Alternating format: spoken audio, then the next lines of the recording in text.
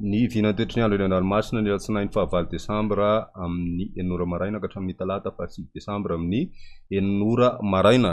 Tsy misy ny fahampitandremana manokana raha ho an'ny morontsiraka Madagasikara indrindra ny toetry ny andro any an-dranomasina toy izao ary izany ho an'ny morontsiraka Atsinanana Nosy sy tanjona Bobaomby hatrany amin'ny tanjona Angotsy andrahona misy tokotoko ary ho avy atsimo Atsinanana ny rivotra ka ho folo ka hatramin'ny 20 kilometatra isan'ora. Dimy mpanonja ny ranomasina ary ny avy mionja nodidina ny 2 metatra. Tanjona Angotsy hatrany Manora andrahona misy tokotoko ary ho avy avaratra ny rivotra ka ho folo ka hatramin'ny 20 kilometatra isan'ora.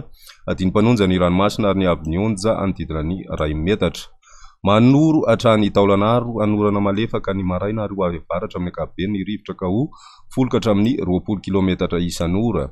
Hatratra 30 kilometatra isan'ora indraindray ary adiny mpanonja nanonja be ny ranomasina ny avy mionja 1 ka hatramin'ny 2.5 metatra. Taolanaro hatrany amin'ny tanjona Vohimena andrahona vitsy ary ho avy Atsinanana ny rivotra ka ho 30 ka hatramin'ny 70 kilometatra isan'ora. Nanonja be ny ranomasina ary ny avy mionja 2.5 metatra.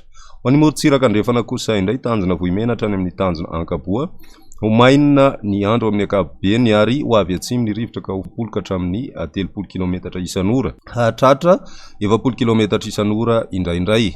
Dimy mpanonja nanonja be ny ranomasina ary ny avy mionja 1 ka hatramin'ny 2.5 metatra. Ho an'ny tanjona Ankaboa hatrany amin'ny tanjona Vilanandro andrahona vitsy ary ho avy atsimo andrefana ny rivotra ka ho 10 ka hatramin'ny 20 kilometatra isan'ora. Dimy mpanonja ny ranomasina ary ny avy mionja 4.5 ka hatramin'ny 2 metatra.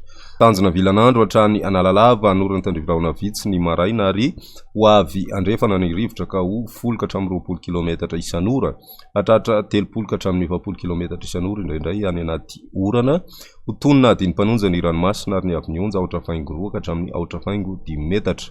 Analalava hatrany amin'ny tanjona Bobaomby anorana tandrivindrahona vitsy ny alina sy ny Vaomaraina ary ho avy andrefana ny rivotra amin'ny ankapobeny ka ho 10 ka hatramin'ny 20 kilometatra isan'ora.